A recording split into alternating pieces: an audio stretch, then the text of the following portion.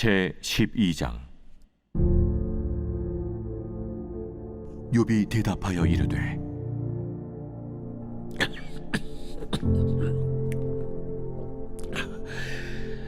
너희만 참으로 백성이로구나.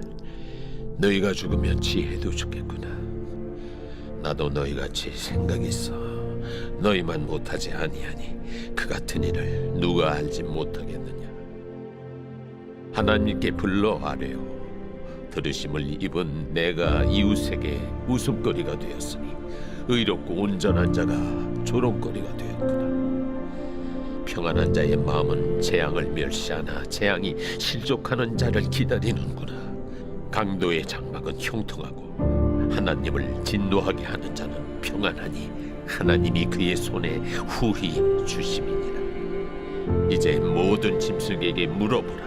그것들이 내게 가르치리라. 공중의 새에게 물어보라. 그것들이 또한 내게 말하리라. 땅에게 말하라. 내게 가르치리라. 바다의 고기도 내게 설명하리라. 이것들 중에 어느 것이 여호와의 손이 이를 행하신 줄을 알지 못하랴. 모든 생물의 생명과 모든 사람의 육신의 목숨이 다 그의 손에 있느니라. 입이 음식의 맛을 구별함같이 귀가 말을 분간하지 아니하느냐. 늙은 자에게는 지혜가 있고 장수하는 자에게는 명철이 있느니라. 지혜와 권능이 하나님께 있고 계략과 명철도 그에게 속하였나니 그가 허르신즉 다시 세울 수 없고 사람을 가두신즉 놓아주지 못하느니라.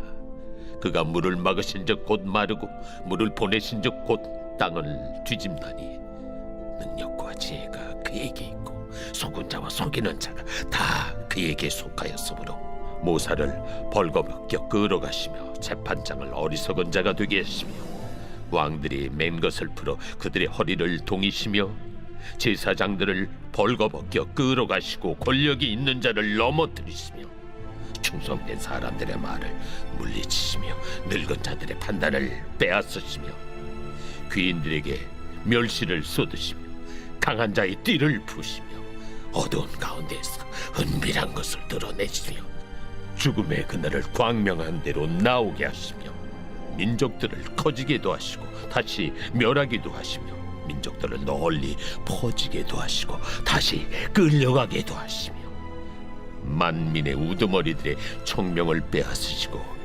그들을 길없는 거친 들에서 방황하게 하시며 빛없이 캄캄한 데를 더듬게 하시며 취한 사람같이 비틀거리게 하시느니라.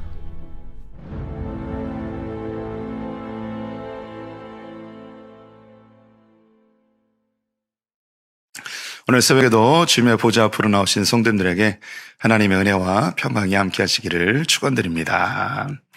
오늘 욥기 12장 말씀 함께 살펴보도록 하겠습니다. 욥기는 고난의 문제를 긴 호흡으로 우리에게 알려주고 있습니다. 욥기는 욥이 동방의 의로운 자이고 온전한 자라는 것을 보여주면서 그가 당하는 고난이 그의 죄의 문제가 아님을 그 1장과 2장에서 보여주고 있습니다. 그래서 욥기는 우리가 당하는 고난의 문제들이 단지 인과응보로 설명할 수 없음을 보여주고 있고요. 우리의 삶의 고난의 문제를 하나님의 주권 속에서 바라봐야 함을 알려주고 있습니다. 몇 번 말씀드렸지만 욥기는 아주 긴 호흡으로 이 고난의 문제를 좀 지루하게 이야기하고 있는데요. 이것은 같은 이야기를 반복한다는 이 의미보다는 우리의 삶에 평생 동안 있는 이 고난의 문제에 대해서 깊이 상고하도록 우리에게 의도적으로 안내해주고 있는 것입니다. 하나님의 허락 속에서 욥이 고난을 당하죠. 모든 재산을 잃고 자식도 잃고 건강에도 문제가 생겨 거의 죽게 되었습니다. 욥의 소식을 들은 그의 친구 3명이 찾아옵니다. 그의 몰골을 보고 알아보지 못할 정도로 흉측한 모습이었는데요. 일주일 동안 서로 말없이 바라만 보고 있었습니다. 이 긴 침묵을 깬 것은 욥의 탄식이었는데요. 하나님 앞에 차라리 자기가 태어나지 않았더라면 좋았을 것이라고 이렇게 울부짖게 됩니다. 욥의 탄식을 들은 친구들과 논쟁이 벌어지는데요. 욥기는 3개의 논쟁과 3개의 독백으로 구성되어 있습니다. 그 첫 번째 논쟁을 보고 있는데요. 엘리바스 가장 연장자가 친절하면서도 하지만 그가 생각한 욥의 문제에 대해서 이야기합니다. 그가 하나님 앞에 죄를 고백하고 나오면 이 고난이 오히려 복이 될 것이라고 권면을 합니다. 두 번째는 빌닷인데요. 빌닷은 조금 거칠게 그리고 직선적으로 이야기하죠. 네 자식들이 이렇게 죽은 것은 죄 때문이다. 하나님은 악한 자들을 반드시 심판한다 라고 거칠게 이야기를 합니다. 마지막 세 번째로 소발이 이야기를 하는데요. 소발은 어떤 신학적인 깊은 이해보다는 그 말의 과정 속에서 욥을 판단하여 이야기합니다. 너만 똑똑한 거 아니다. 말 좀 그만해라. 잘난 척 좀 그만해라 하면서 하나님 앞에 빨리 회개하고 돌아와라. 이런 내용의 이야기를 하였습니다. 소발의 말이 욥에게는 아주 인격적인 손상을 입힐 정도의 그런 거친 언어였죠. 말이 너무 많다. 네가 알면 얼마나 하냐. 빨리 하나님 앞에 두 손 들고 빨리 회개해라. 이런 내용으로 이야기했으니 얼마나 마음이 아팠겠습니까? 그래서 오늘 이제 12장 또 다음에 보게 될 13장에서 그 욥의 그 상한 마음이 그대로 드러나게 되는데요. 그럼에도 불구하고 하나님에 대한 원망이나 하나님에 대한 저주는 담겨 있지 않은 그의 성숙된 그의 탄식을 한번 들어보도록 하겠습니다. 오늘 본문 12장에는요, 정리하면 4가지 정도의 정보가 담겨 있는데요. 첫 번째는 너희만 똑똑한 거 아니다 라는 겁니다. 3명이 욥에 대해서 거친 언어들로 논쟁을 할 때에 너희만 똑똑한 거 아니다 라고 하면서 그의 억울함, 그의 답답함을 호소합니다. 2절과 3절을 제가 다시 읽으면 너희만 참으로 백성이로구나. 너희가 죽으면 지혜도 죽겠구나. 나도 너희같이 생각이 있어 너희만 못하지 아니하니 그 같은 일을 누가 알지 못하겠느냐. 너희만 똑똑한 거 아니다. 너희들이 나에게 이야기하는 거 그 정도 나도 다 알고 있다. 그걸 뭐 너희들만 깨달은 것처럼 큰 지혜를 얻은 것처럼 나에게 이래라 저래라 이렇게 이야기하는데 그게 나에게 전혀 도움이 되지 않는다. 그 정도는 나도 다 깨달은 거다라고 이야기합니다. 그러면서 사람이 깨달은 그 정도로 우리의 인생을 그렇게 다 해석할 수 있는 게 아니다. 우리 인생 가운데는 사람의 지혜로 해석하지 못하는 영역들이 너무나 많다. 그래서 너희들만 똑똑한 척하지 마라 하면서 한 가지 예로 6절 말씀을 읽어드리면 강도의 장막은 형통하고 하나님을 진노하게 하는 자는 평안하니 하나님이 그의 손에 후회하심이니라. 좀 살펴봐라. 강도들이 오히려 형통하고 그리고 하나님의 진노를 받는 자가 평안한, 이걸 어떻게 해석하겠냐. 이 세상이 우리가 깨달은 것으로 다 그렇게 해석할 수 있는 게 아니다.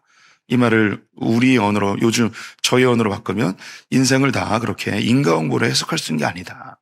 우리가 해석할 수 있는 너머에 어떤 것들이 있다. 너희가 깨달은 것이 전부인 양 나에게 그렇게 이야기하지 마라 라고 그의 억울함, 답답함, 속상함을 이야기합니다.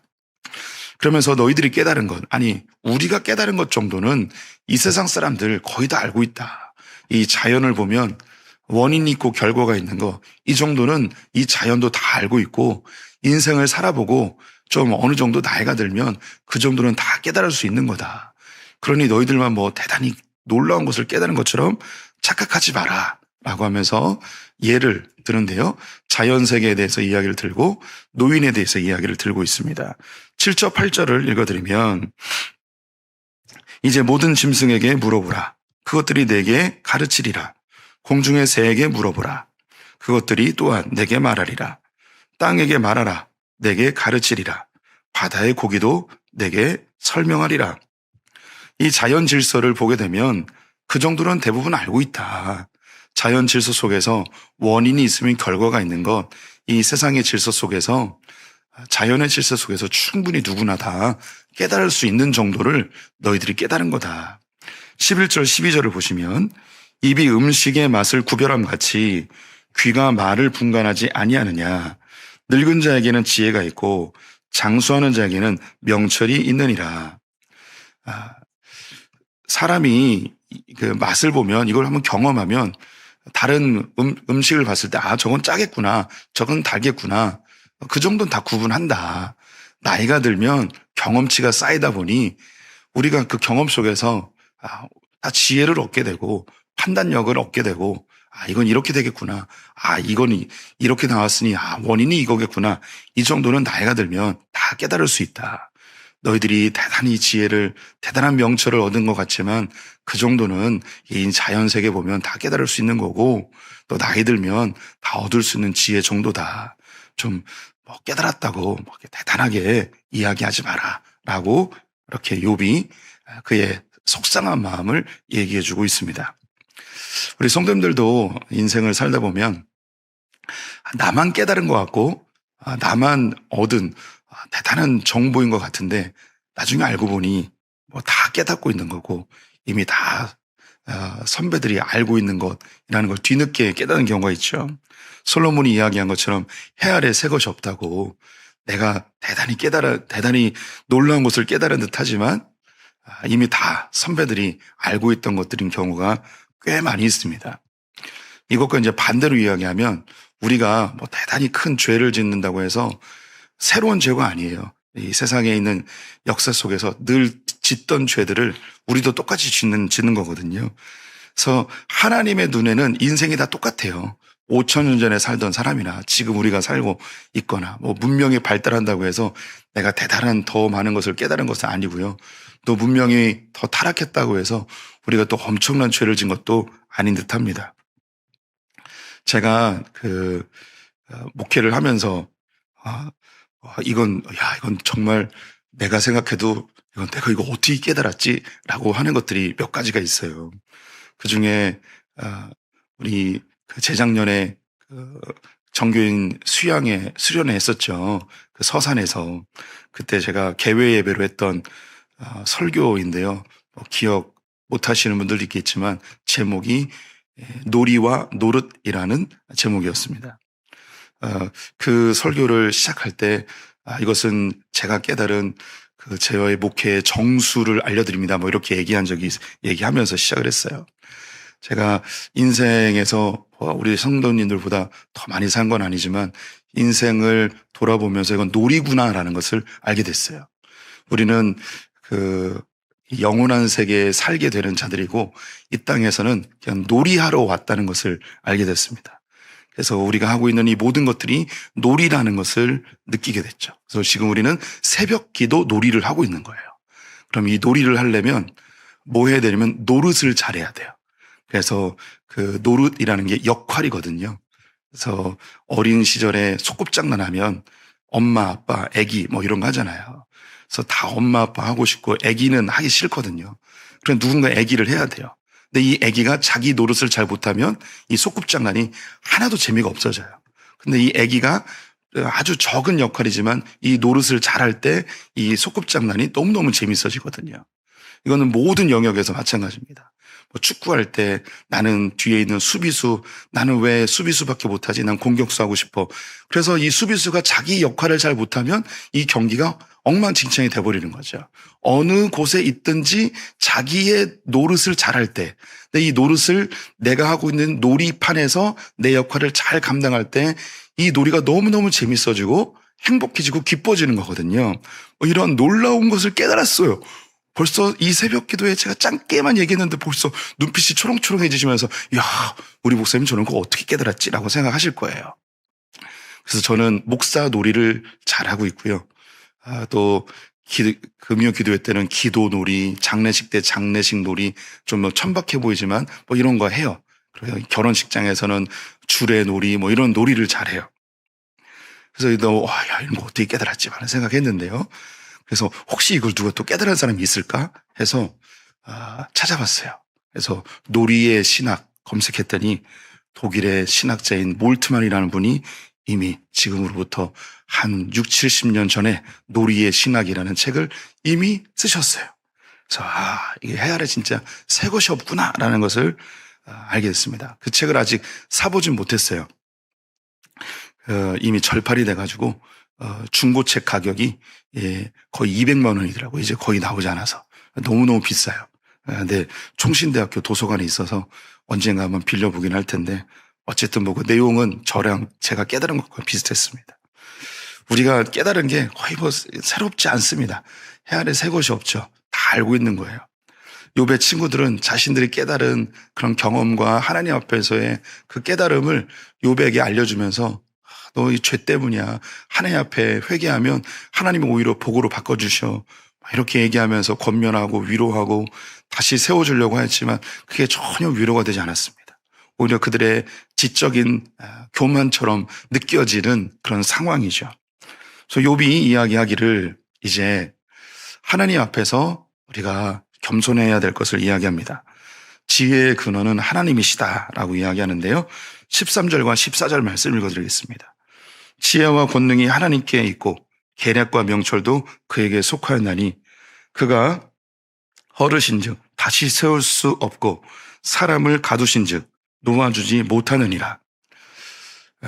이 세상을 살다 보면 자연세계 속에서 깨닫는 것이 있고 나이가 들면 경험을 통해서 얻어지는 것들이 있는데 이것이 전부인 양 생각하지 마라.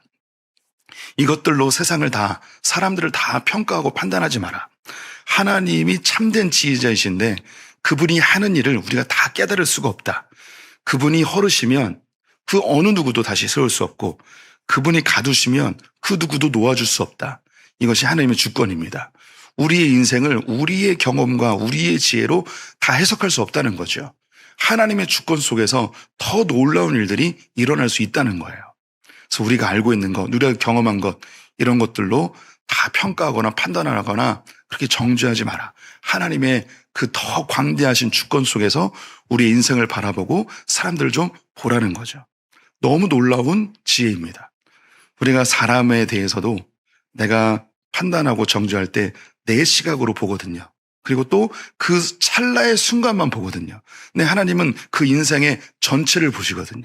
성장하는 과정이고 변화하는 과정인데 우리는 지금 그 순간에 내 눈에 볼 때에 연약하고 부족하고 형편없고 죄악된 모습만 보면서 우리는 판단하고 정죄합니다.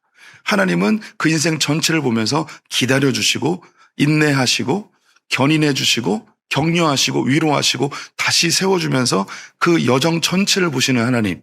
근데 우리는 자꾸 그 순간만 보게 되니 정죄와 판단을 하게 됩니다. 그래서 우리가 우리 인생도 하나님의 주권 속에서 바라봐야 하고 또 우리 주변에 있는 지체들, 우리의 가족들, 우리의 자녀들도 하나님의 주권 속에서 그 역사 전체를 봐야 합니다.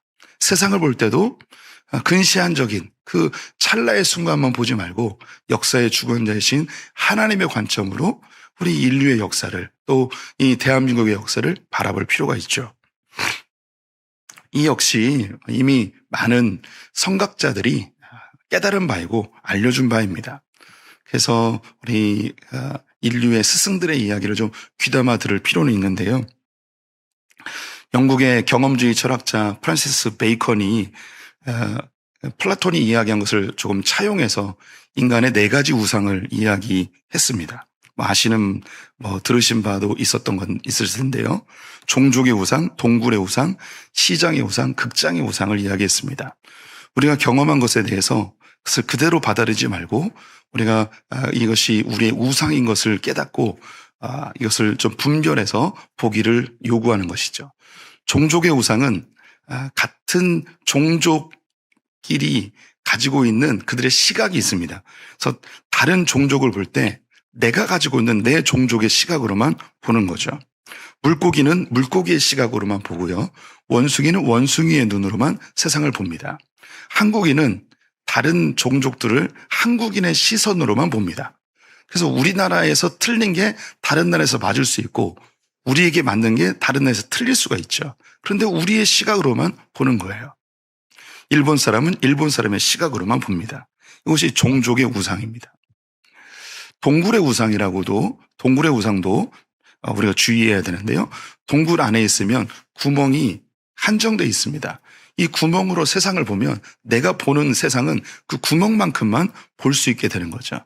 근데 우리는 내가 보고 있는 그것이 세상의 전부인 양 착각할 때가 있습니다. 동굴 밖으로 나오면 더 광대한 것들이 열리는데 우리는 우리의 경험, 우리의 습관, 우리의 교육, 우리의 문화 속에 갇혀서 이것이 전부인 양 바라볼 때가 많이 있죠.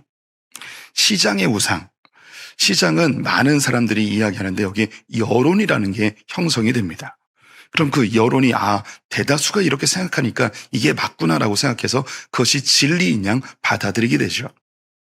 요즘 세상에서는 이제 미디어가 이 시장을 주도하는데요. 그래서 이 미디어가 이야기하면 이게 진짜구나라고 우리 무분별하게 받아들일 때가 있습니다. 극장의 우상도 조심해야 되는데요. 극장에 배우들이 쓰죠. 배우들이 이야기하면 이 배우들은 영향력이 있기 때문에 우리는 분별력 없이 그냥 받아들입니다. 그래서 영화나 드라마나 정치인이나 요즘에 SNS 인플루언서나 이런 사람들이 얘기하면 이게 다 진짜구나라고 사람들이 받아들이죠. 그래서 우리가 경험하는 것, 우리가 보는 것, 이런 것들을 우리가 무분별하게 받아들이면 인생이 많이 불행해집니다. 많이 고달퍼져요. 그래서 우리는 분별력 있게 세상을 봐야 되는데요. 이 모든 경험과 우리의 시각을 뛰어넘는 참된 지혜이신 하나님의 관점으로 나를 보고 세상을 보고 우리 이웃들을 봐야만 우리는 평안한 삶을 살 수 있습니다. 지금 우리가 이 욥이 이야기하는 것이 나의 경험으로 이 세상의 지혜로 또 우리가 가지고 있는 우리의 그 깨달음으로 내 인생을 바라보지 마라. 그리고 다른 사람이 그렇게 평가하고 정죄하지 마라. 하나님의 관점으로 바라보아야 한다. 우리 성도님들도 나의 인생 지금 당장 죽을 것 같고 초라하고 다 끝난 것 같고 내가 살아서 뭐 하나라는 생각이 들 때가 있습니다. 세상의 관점으로 보면 나는 형편없죠. 하지만 하나님의 관점으로 나의 인생 전체를 볼 때 이것은 과정이고 하나님께서 나를 다시 회복시켜 더 놀라운 것들을 일으킬 것을 기대하면서 우리 인생을 살아갈 수가 있습니다. 하나님의 주권, 하나님의 관점으로 우리의 삶을 바라봐야 하는 거죠.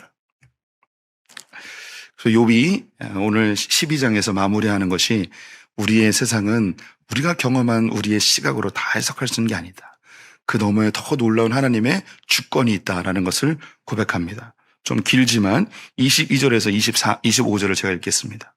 어두운 가운데에서 은밀한 것을 드러내시며 죽음의 그늘을 광명한 대로 나오게 하시며 민족들을 커지게도 하시고 다시 멸하게도 하시며 민족들을 널리 펴시기도 하시고 다시 끌려가게도 하시며 만민의 우두머리들의 총명을 빼앗으시고 그들을 길없는 거친들에서 방황하게 하시며 빛 없이 캄캄한 데를 더듬게 하시며 취한 사람같이 비틀거리게 하시느니라.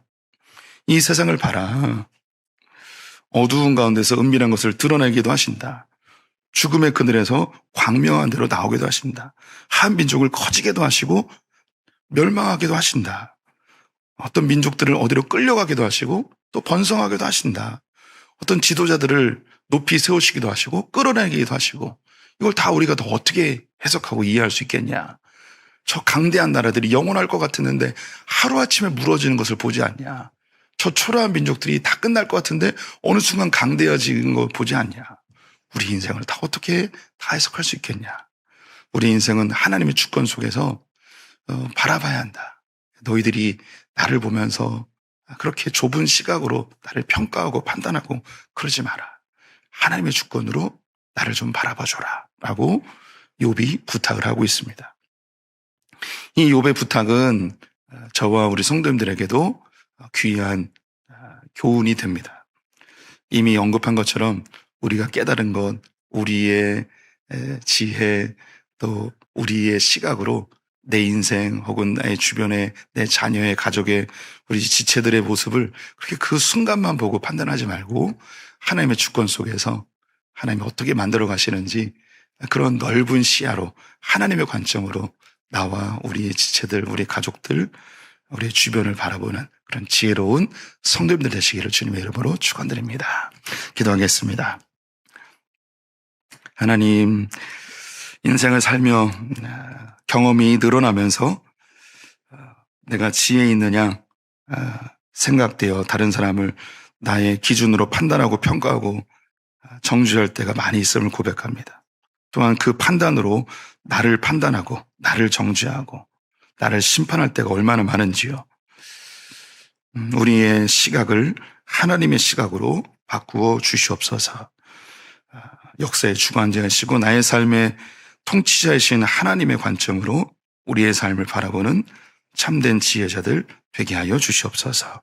오늘 하루를 주님께 의탁하며 예수님의 이름으로 기도드렸습니다. 아멘.